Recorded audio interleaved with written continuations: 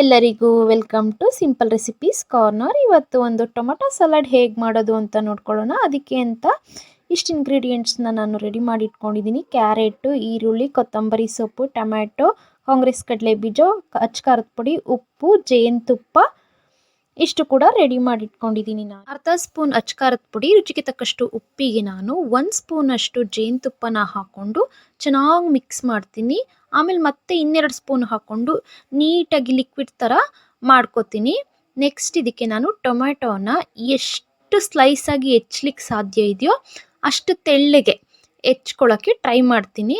ನೀವು ಇನ್ನೂ ತೆಳ್ಳಗಾದರೆ ಹೆಚ್ಕೊಳ್ಳಿ, ತುಂಬ ಚೆನ್ನಾಗಿ ಬರುತ್ತೆ. ತೆಳ್ಳಗಿದ್ದಷ್ಟು ಚೆನ್ನಾಗಿರುತ್ತೆ ತಿನ್ನಲಿಕ್ಕೆ ಅಂತಂದ್ಬಿಟ್ಟು ಸ್ವಲ್ಪನೇ ಹೆಚ್ಚಿ ಒಂದೊಂದಾಗಿ ಪ್ಲೇಟ್ ಮೇಲೆ ಹಾಕ್ಕೊಂಡು ಹೋಗ್ಬಿಟ್ಟು ನೆಕ್ಸ್ಟ್ ಇದಕ್ಕೆ ನಾನು ಏನು ಆ್ಯಡ್ ಮಾಡ್ತೀನಿ ಅಂದರೆ ಎಲ್ಲ ಸ್ಲೈಸಸ್ಗೂ ಜೇನುತುಪ್ಪ ಮಿಶ್ರಣ ಇದೆ ಅಲ್ವಾ, ಸ್ವಲ್ಪನೇ ಹರಡ್ತೀನಿ, ಎಲ್ಲ ಕಡೆಗೂ ಹರಡ್ಕೊಂಡು ಹೋಗ್ತೀನಿ.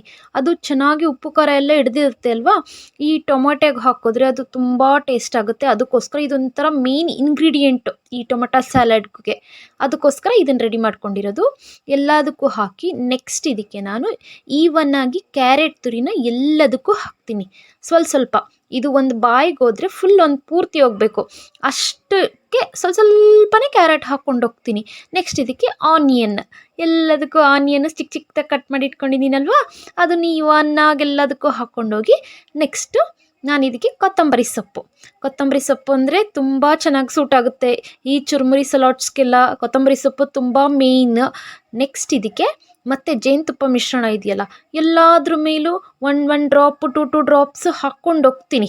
ಅದಾದಮೇಲೆ ನೆಕ್ಸ್ಟು ಹೋಮ್ ಮೇಡ್ ಕಾಂಗ್ರೆಸ್ ಕಡಲೆ ಬೀಜ ಇದೆ ನೋಡಿ ಮಾಡಿಟ್ಟಿರೋದು, ಅದನ್ನು ಇದಕ್ಕೆ ಎಲ್ಲದಕ್ಕೂ ನಿಮಗೆ ಎಷ್ಟು ಬೇಕೋ ಅಷ್ಟು ಹಾಕ್ಕೊಳ್ಳಿ.